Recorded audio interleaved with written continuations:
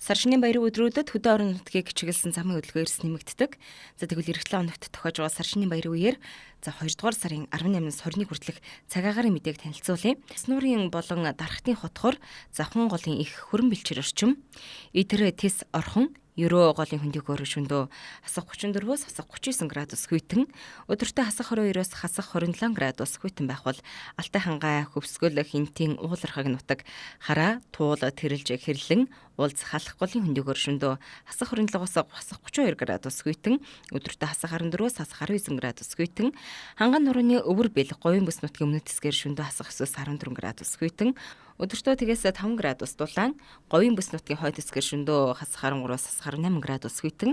өдөртөө хасах 1-ээс хасах 6 градус хүйтэн, за бус нутгаар шөндөө хасах 20-оос хасах 25 градус хүйтэн, өдөртөө хасах 7-оос хасах 12 градус хүйтэн байх төлөвтэй байна.